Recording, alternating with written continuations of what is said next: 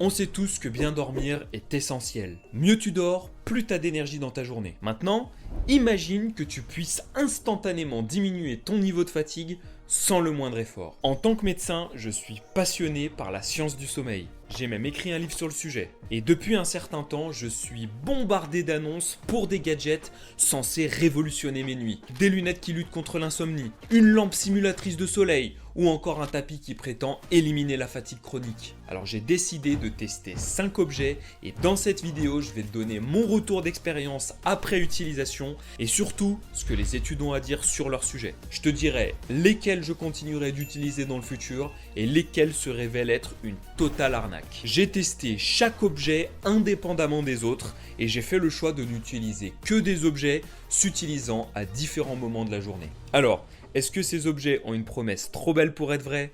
C'est ce qu'on va voir. La durée des nuits de sommeil a chuté d'1 heure et demie en 50 ans. Et pendant le Covid, les troubles du sommeil ont augmenté de 30%.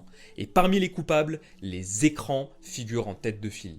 On passe en moyenne 5 heures par jour devant les écrans, du matin au soir, en scrollant sur les réseaux pendant la journée ou en regardant une série le soir pour se détendre. Et le problème, c'est que les écrans diffusent ce qu'on appelle une lumière bleue, qui est le spectre de lumière renvoyé par le soleil lorsqu'on est en pleine journée. Et ce type de lumière peut non seulement t'empêcher de trouver le sommeil, mais en réduit aussi la qualité. Et c'est là que le premier objet entre en scène. Des lunettes anti-lumière bleue.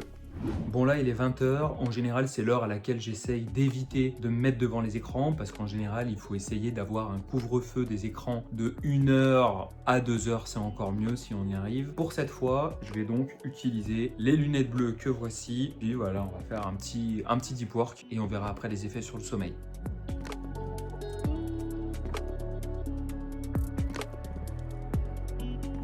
Leur objectif est de filtrer la lumière bleue pour en atténuer les effets délétères sur le sommeil. Dans ton corps, il y a une hormone appelée mélatonine. C'est elle qui signale au corps qu'il est l'heure de dormir. Et l'un des déterminants qui conditionne un bon sommeil, c'est d'avoir une sécrétion suffisante de mélatonine.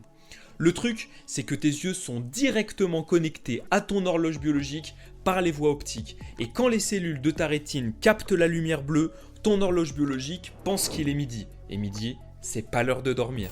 Du coup, la sécrétion de mélatonine peut drastiquement diminuer. Résultat, même si tu te sens fatigué, ton cerveau n'a pas le signal nécessaire pour déclencher l'endormissement. Et même quand tu finis quand même par t'endormir, comme ta mélatonine est insuffisante, tous les processus censés découler de sa sécrétion ne sont pas initiés correctement et au final, ta qualité de sommeil diminue. Ton cerveau a tout simplement plus de mal à rester endormi. Alors, soyons honnêtes, dans le monde dans lequel on vit aujourd'hui, vivre sans écran, c'est presque impossible. Et c'est pour ça que ces lunettes de transition ont été conçues, pour nous permettre de continuer à faire ce qu'on aime sans trop sacrifier notre sommeil. En filtrant la lumière bleue, elle diminue le signal d'éveil envoyé par ce type de lumière et améliore donc le sommeil. En tout cas, c'est la promesse des marketeurs qui ne se gênent d'ailleurs pas pour vendre ces lunettes une petite fortune. Alors, j'ai essayé pour voir. Bon, je m'arrête là, c'est plus l'heure des deep work. En général, moi je suis bon le matin et le soir, là je me suis un peu forcé. Après l'effort, le réconfort. Rajbi, suka, bled, Rajbi! Давай, давай! Bon allez, ça suffit, il est 22h30, je vais aller dormir et on verra demain si les lunettes bleues ont diminué les effets des écrans sur le sommeil. À demain. Bon alors, sur le papier, les lunettes semblent être une solution logique aux problèmes liés aux écrans et apportent de belles promesses théoriques. Mais est-ce que ça fonctionne vraiment ? D'abord, ce que les études confirment, c'est que l'exposition à la lumière bleue inhibe effectivement la sécrétion de mélatonine. Les études confirment aussi que ce type de lumière retarde l'endormissement et fragmente le sommeil, donc empêche ton cerveau de passer en mode nuit. Mais là où ça pêche, c'est sur l'efficacité réelle des lunettes.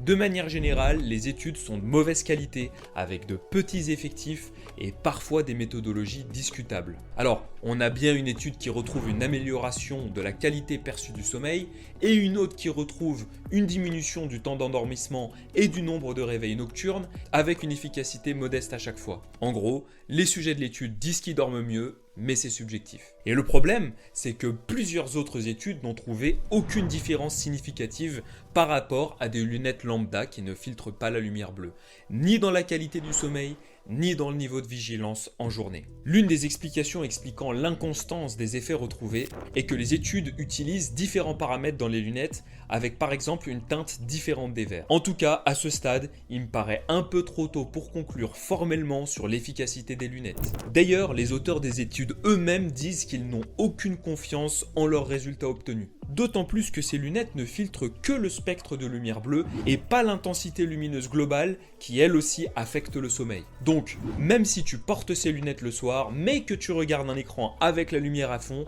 ton cerveau reste en mode jour. Et donc, il est probable que le port de lunettes change assez peu de choses au final. Bon voilà, la nuit est passée, je suis allé me coucher en ayant l'impression d'avoir tous les effets des écrans, j'étais excité au moment de dormir, j'ai mis du temps à m'endormir. Je me suis réveillé plusieurs fois cette nuit et là je me réveille fatigué.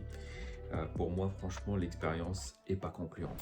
Verdict, mon expérience n'est pas vraiment concluante et la science non plus. Pour autant, ça veut pas dire qu'on doit jeter le bébé avec l'eau du bain. Déjà, le plus important vis-à-vis des écrans, c'est d'instaurer, si c'est possible, un couvre-feu. Pas d'écran au moins 1 heure avant de dormir. Le problème des écrans ne se limite pas à la lumière, mais aussi à la stimulation qu'elle entraîne, et cette stimulation gêne véritablement le sommeil, et les lunettes n'ont aucun pouvoir là-dessus. Tu racontes n'importe quoi, fils de... Ensuite, tu peux télécharger des applications filtre à lumière bleue sur ton téléphone, ta tablette ou ton ordinateur et en mettant une intensité lumineuse la plus basse possible, ce sera déjà un bon début. Enfin, même si je peux pas formellement recommander les lunettes, si tu peux pas faire autrement que consulter des écrans, par exemple si tu as un travail où tu t'y exposes jusqu'à un moment proche du coucher et que tu as des problèmes pour dormir, alors tu peux prendre le risque de dépenser quelques euros et faire le test des lunettes en toute connaissance de cause sans être aveuglé par les belles promesses des vendeurs. Et à propos de belles promesses, l'autre intérêt souvent vanté de ces lunettes est de diminuer la fatigue oculaire. Mais les études retrouvent de façon quasi formelle une inefficacité de ces lunettes en comparaison avec des lunettes classiques. Et pour finir, si tu décides d'acheter de telles lunettes, tu devrais comprendre que la lumière bleue n'est pas problématique en journée, au contraire, puisqu'elle stimule l'éveil. Donc, le port de ces lunettes ne devrait se faire qu'à partir du début de soirée, environ 3 heures avant l'heure du coucher. Le nez, c'est l'organe de la respiration. Et quand tu dors, ça peut servir. Sauf que parfois, c'est juste impossible. Par exemple, quand tu es enrhumé par des allergies ou un virus. Et là, tu passes une mauvaise nuit avec un sommeil fragmenté et tu te réveilles épuisé le matin. Et c'est là qu'intervient ce petit objet. En collant cette bandelette sur ton nez, tu la plies, sauf qu'elle cherche à se retendre et ce faisant, elle t'ouvre les narines en te permettant donc de mieux respirer. La promesse de ces bandelettes, c'est donc, en te faisant mieux respirer, de te faire mieux dormir. On va faire le test. Respire plutôt bien à gauche, pas bien à droite, mais ça varie avec le cycle nasal, donc des fois ça va être l'inverse. Et maintenant, je le pose, voilà, je le colle bien, et là... Ah bah là vraiment, je sens déjà la différence. On va dormir, et on se retrouve demain. Bonne nuit. Bon alors, d'après les études, est-ce que ces bandelettes sont efficaces? Déjà, dès que tu t'allonges, la congestion nasale augmente encore plus. La bonne nouvelle, c'est qu'en effet, les bandelettes nasales sont efficaces pour ouvrir le nez et améliorer le flux d'air dans les narines. Pour autant, est-ce que c'est parce qu'on respire mieux par le nez qu'on dort mieux? Bon bah voilà, après une bonne nuit, test concluant, j'ai super bien dormi, hein. Je vois vraiment la différence, voilà, quand je le mets de quand je le mets pas. Mon expérience personnelle est concluante, mais que dit la science? Eh ben, comme pour les lunettes filtre à lumière bleue, les études scientifiques sont contradictoires, notamment par le fait qu'il y a peu d'études scientifiques, peu d'effectifs et parfois une mauvaise méthodologie. Certaines études montrent une amélioration subjective de la respiration et du sommeil, c'est-à-dire que les sujets ont l'impression de mieux dormir, et d'autres études ne retrouvent pas d'effet, notamment lorsque le sommeil est évalué objectivement, c'est-à-dire avec des électrodes posées sur la tête. L'une des hypothèses expliquant les variations de résultats est peut-être le fait que certains individus répondent mieux que d'autres aux bandelettes nasales à cause de variations anatomiques modifiant le passage de l'air dans les narines. Chez ces personnes, l'usage de bandelettes semble plus efficace que des décongestionnants nasaux, c'est-à-dire les sprays que tu te fous dans le nez, et pourrait donc être une alternative à ces traitements et même à la chirurgie du nez. Et enfin, point sur lequel il faut faire attention, une bonne proportion de ces études est financée directement par les constructeurs de bandelettes nasales, ce qui doit amener une certaine précaution dans l'interprétation des résultats. Au final, même si la science est loin d'être formelle sur l'efficacité de ces bandelettes, les bandelettes nasales ont été un game changer de mes nuits. J'ai immédiatement ressenti l'efficacité et mes nuits ont été transformées du jour au lendemain à tel point que j'arrive plus à m'en passer. C'est facile et rapide à mettre, ça gêne pas sur le nez pendant la nuit et je sens clairement que mon sommeil est meilleur. Mais encore une fois, j'ai personnellement une rhinite chronique qui me gêne au quotidien. En point négatif, ça m'irrite un peu la peau quand j'enlève les bandelettes le matin. Du coup, j'ai la peau un peu rouge, ce qui n'est pas très esthétique. Et d'autre part, je m'interroge sur les effets de mettre de la colle sur ma peau au même endroit pendant 8 heures toutes les nuits. Je suis pas tout à fait sûr que ce soit hyper sain, d'autant plus qu'on n'a strictement aucune information sur les produits utilisés dans la colle. Alors, si tu décides d'essayer, fais attention à une chose. Il y a plein de vendeurs qui profitent de cette opportunité de business pour faire du dropshipping sur ce genre de produits. Et donc tu retrouveras exactement les mêmes bandelettes sur les gros sites chinois. Avant de finir avec les bandelettes, j'aimerais juste ajouter deux choses. Déjà, on peut aussi essayer ces bandelettes lorsqu'on ronfle, que ce soit pour soi ou pour le bruit de son partenaire. Ensuite, les bandelettes nasales sont populaires dans le milieu sportif parce qu'elles amélioreraient les performances sportives. Et donc je suis encore allé mettre le nez dans les études et elles retrouvent une amélioration de la perception de l'effort, particulièrement en cas de nez bouché. Donc en gros, on a l'impression d'être moins fatigué à l'effort. Ça pourrait aussi diminuer l'intensité du travail respiratoire par le nez, mais ça ne change rien sur les performances objectives. Tu n'es meilleur ni dans les efforts de longue durée, donc en travail en aérobie, ni dans les efforts de courte durée en anaérobie. En gros, tu te sentiras peut-être un peu moins fatigué à l'effort, mais tu ne seras pas plus performant. Pour conclure, mon conseil, c'est de te procurer quelques bandes et de les mettre de côté pour les ressortir quand tu seras enrhumé en hiver en alternative au spray décongestionnant. Et tu peux évidemment aussi essayer si tu es gêné au quotidien, histoire de voir si c'est efficace. T'as déjà vécu ça? T'es au milieu d'un rêve invraisemblable, en train de voler au-dessus de la mer ou sur le point d'embrasser la femme de tes rêves et d'un seul coup, ton alarme sonne et en une seconde, tout s'effondre. Le problème de ce genre de réveil, c'est qu'il est sans transition et te sort brutalement d'un rêve et là, tu te retrouves dans un état de léthargie qui peut se prolonger une bonne partie de la journée. On appelle ça l'inertie de sommeil. Et pour résoudre ce problème, des réveils un peu particuliers ont vu le jour. Au lieu d'utiliser une alarme sonore pour te réveiller, ces réveils projettent une lumière d'intensité croissante simulant l'effet d'un lever de soleil. On les appelle réveils simulateurs d'aube. L'idée est qu'on est fait pour suivre le rythme du soleil et la promesse des simulateurs d'aube est donc de permettre un réveil plus doux puisque plus progressif avec une inertie de sommeil largement réduite. Bon alors avant j'étais vraiment comme tout le monde, je me réveillais avec mon téléphone, je faisais pas forcément hyper gaffe plus que ça à mes horaires de coucher et de lever et résultat j'avais des réveils catastrophiques. J'étais crevé en me réveillant et j'avais qu'une seule envie, c'était vraiment de retourner au lit. Et puis progressivement, je me suis intéressé à mon sommeil, j'ai modifié mes horaires de coucher et de lever. Schématiquement, le sommeil est structuré par des cycles de 3 phases. Le sommeil léger, profond et paradoxal, avec beaucoup de sommeil profond en début de nuit et beaucoup de sommeil paradoxal en fin de nuit. Entre autres rôles, le sommeil paradoxal est le moment où tu rêves. Le problème, c'est qu'un réveil au milieu d'une phase de sommeil paradoxal entraîne une grosse inertie de sommeil parce que ton corps est encore en phase de récupération. Donc c'est pour ça que quand tu te réveilles au milieu d'un rêve, t'es léthargique et ton corps hurle au besoin de retourner sous la couette. Et c'est aussi ce qui explique en partie le fait que même si tu as tes 8 heures de sommeil, tu te retrouves dans cet énorme état de fatigue. Et ça, c'est contrairement à un réveil au milieu d'une phase de sommeil léger qui, en fin de nuit, prépare au réveil. Donc on va voir comment fonctionne ce réveil lumineux. Donc en fait on va paramétrer l'heure du réveil, l'intensité lumineuse, donc soit à 1, 2, 3, 4 ou 5, et en fait vous voyez que plus ça monte, plus l'intensité lumineuse augmente et surtout devient blanche à jaune. L'étape d'après, pareil, je peux paramétrer la durée. Est-ce que je veux que ça dure 45 minutes, une demi-heure, 20 minutes pour mon réveil. Et en fait, l'intensité lumineuse sera de plus en plus croissante. Au bout d'un moment, il y a une alarme qui est déclenchée et on peut choisir voilà, le type d'alarme. Si jamais on n'est pas réveillé à temps, avec des petites alarmes douces, les petits oiseaux encore. Bon voilà, ça c'est bien quand même, hein, ça c'est universel. T'es pas réveillé, ça veut dire allez bouge-toi. Là, normalement c'est pas censé se produire, on est d'accord. Donc je mets ce réveil de l'autre côté de la chambre pour que l'intensité lumineuse ait vraiment le temps d'augmenter.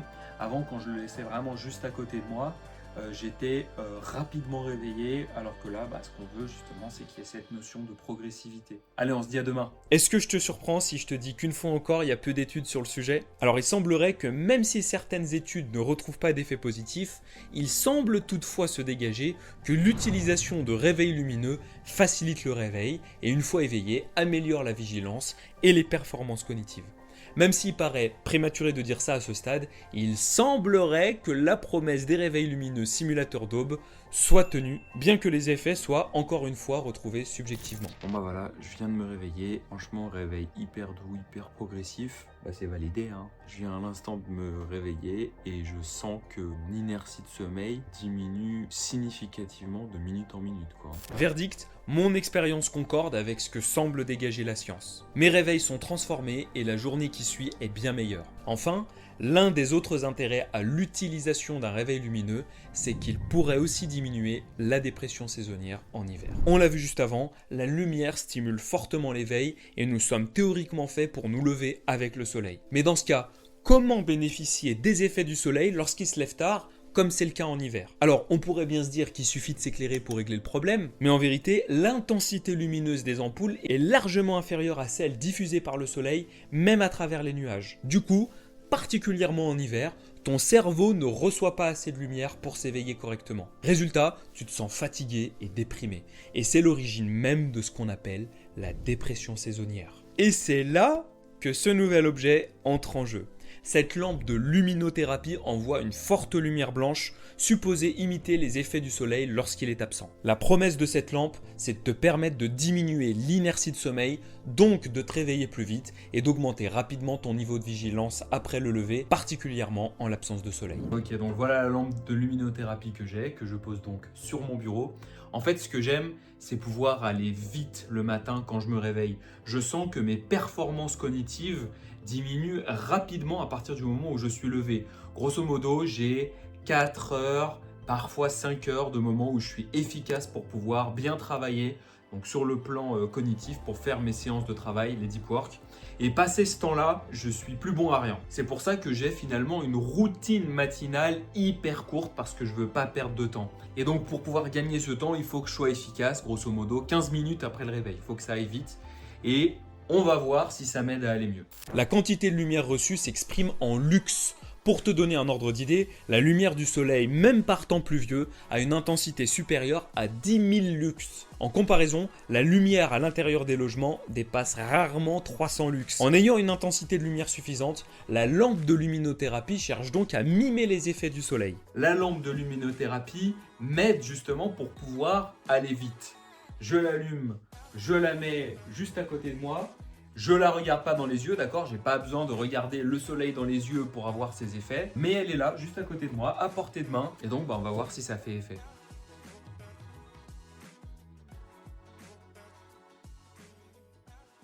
Niveau étude, il semblerait que la luminothérapie augmente bien le niveau de vigilance. Donc, ce qu'on voulait tester est bien retrouvé dans les études. Niveau sommeil, les effets retrouvés sont plus modestes lorsque retrouvés. Certaines études retrouvent que l'exposition à la lumière en journée a des effets mineurs sur le sommeil avec une diminution du temps d'endormissement, une diminution du nombre de réveils nocturnes et améliore la qualité perçue du sommeil. D'autres études, quant à elles, ne retrouvent aucun effet. Voilà, j'ai terminé la séance de deep work. J'ai donc utilisé la lampe pendant tout le temps. Et franchement, la promesse est tenue. Et donc je sens que l'intensité de lumière vraiment augmente mon niveau de vigilance et donc ma concentration. Je sens que je suis beaucoup plus concentré dans ce que je fais, vraiment dans ma bulle quand je fais le deep work. En termes d'expérience, la promesse est tenue. Voilà. Donc je me mets au moins une demi-heure à 1 heure, le temps que le soleil se lève bien. Pour conclure, j'utilise la lampe de luminothérapie non pas pour mieux dormir, mais pour diminuer mon inertie de sommeil le matin et augmenter mon niveau de vigilance pour pouvoir me sentir plus rapidement en forme. Bien que ça doive encore être confirmé par de nouvelles études, ce qui est disponible pour l'instant va dans ce sens. La luminothérapie pourrait aussi améliorer certains paramètres du sommeil, mais à ce stade, il n'est pas encore possible de conclure formellement sur cette efficacité. Par ailleurs, la luminothérapie est aussi connue pour son rôle antidépresseur. Intéressant à savoir. Pour que la luminothérapie soit efficace, je te recommande une lampe de 10 000 lux avec une norme CE, histoire que tu ne te brûles pas la rétine. L'être humain est fait pour vivre avec le rythme de la nature, suivre le rythme du soleil, vivre au rythme des saisons et peut-être rester en contact avec la Terre. Pendant des milliers d'années, l'homme, comme tous les autres animaux, a marché pieds nus sur Terre. Et c'est là qu'intervient la notion de grounding, aussi appelée earthing. La Terre a un potentiel électrique. Et comme en tant qu'être vivant, nous sommes conducteurs d'électricité, nous serions synchronisés au rythme de la Terre via son potentiel électrique. Le problème, c'est qu'à cause des chaussures et du béton, nous serions déconnectés de la Terre, ce qui serait à l'origine d'un certain nombre de troubles, et notamment des troubles du sommeil et de la fatigue en journée. La bonne nouvelle, c'est que comme la Terre diffuse de l'électricité, il suffirait de s'y brancher directement depuis chez soi par l'intermédiaire d'objets électriques qui feraient le relais. Et donc, parmi ces objets figurent des matelas ou des tapis connectés. Leur promesse, c'est donc que si tu es en contact physique avec eux, tu te reconnectes à la Terre comme si tu étais directement à même le sol. Et ce faisant, on diminuerait son inflammation chronique, ce qui réduirait le risque de développer plein de maladies, diminuer la douleur, ça réduirait aussi les troubles du sommeil et la fatigue en journée. Bon alors pour la connexion à la Terre, j'ai décidé d'acheter un tapis de bureau parce que je passe pas mal de temps derrière mon bureau et j'ai pas envie d'avoir un nouveau matelas, mon matelas est très bien. Et donc en fait on peut voir qu'il est connecté directement ici par ce petit fil électrique. Alors c'est pas du tout électrifiant, mais néanmoins quand je porte un objet électrique, par exemple mon téléphone dans les mains, quand je passe la main, je sens quand même qu'il y a un petit quelque chose. Là par exemple, je tiens rien dans ma main, je le sens pas, et des fois je sens un petit quelque chose. Et donc en fait il suffit de passer un petit moment sur l'ordinateur théoriquement pour sentir les effets. Bah c'est ce qu'on va voir, hein. C'est parti. Bon, la promesse est belle, faut avouer, mais alors que disent les études? Eh ben, c'est la catastrophe! Pour commencer, le nombre d'études disponibles est dramatiquement bas. Ensuite, les études sont souvent partisanes. On retrouve des auteurs convaincus d'avance de leur méthode puisqu'ils apportent leur propre témoignage dans les études. J'avais jamais vu ça avant, vraiment c'est surprenant. Ensuite, les protocoles utilisés sont flous, les moyens de mesure ne sont parfois même pas décrits, les groupes testés sont minuscules, les études ne sont pas faites en aveugle, ce qui veut dire que donc les sujets ont conscience qu'ils sont testés, voire les études n'ont parfois carrément pas de groupe témoin pour les comparer, soit autant de facteurs qui sont de grosses erreurs méthodologiques entraînant d'énormes biais. En gros, les études ne sont mais alors pas du tout fiables. En parallèle, j'ai quand même acheté un livre sur le sujet, se voulant scientifique, pour voir comment il se défendait. Et la moitié du livre est là aussi littéralement consacrée à des témoignages. Niveau crédibilité, franchement, on frôle le néant. Parce que lorsqu'on dispose de preuves concrètes, on n'a pas besoin d'enchaîner les avis clients pour convaincre. Bon alors verdict, quels effets est-ce que j'ai ressenti avec le tapis de connexion à la Terre? Et bah rien du tout. Voilà, je n'ai rien ressenti du tout. Et ça fait un moment que je l'utilise, hein. Ça fait des semaines, des mois. Maintenant, est-ce que ça veut pour autant dire que je vais le jeter à la poubelle? Bah non, parce que je l'ai payé. Donc ouais, pas d'effet ressenti, ça va être difficile de le conseiller. Et bah le voilà notre scam! Il n'y a absolument aucun argument scientifiquement valide basé sur des expériences méthodologiquement acceptables pour défendre la connexion à la Terre. Et ça va avec le fait que je n'ai ressenti absolument aucun effet. Et franchement, c'est dommage, parce que l'idée générale fait sens et suit l'idée qu'on est fait pour vivre avec la nature. Donc, si cet effet existe réellement, faut faire des études sérieuses, ce qui n'est absolument pas le cas pour le moment. Ok, c'est l'heure de la conclusion. Certains des objets que j'ai présentés peuvent réellement aider pour mieux dormir la nuit ou être moins fatigué en journée. Par exemple, je ne peux plus me passer des bandelettes nasales. Le réveil lumineux a bouleversé mes réveils et je sens une réelle efficacité de la luminothérapie, particulièrement en hiver. Mais, parce qu'il y a quand même un mais, l'utilisation de ces objets ne devrait jamais remplacer une bonne hygiène de sommeil. C'est uniquement du bonus et, contrairement à ce que beaucoup de gens pensent, avoir une bonne hygiène de sommeil c'est pas très compliqué, même dans notre vie moderne. Et d'ailleurs, voilà mon top 3 des gestes d'hygiène de sommeil qui suffisent à transformer ton sommeil et donc tes journées. En première place sur le podium, conserve des horaires de coucher et de lever les plus réguliers possibles pour avoir une horloge biologique bien calée. En top 2, gère ton exposition à la lumière avec beaucoup de lumière en journée et peu de lumière en fin de journée. C'est probablement le facteur extérieur le plus puissant qui puisse agir sur ton sommeil et ton éveil. Et en numéro 3, gère la température corporelle particulièrement la nuit. Il faut absolument que la température dans ta chambre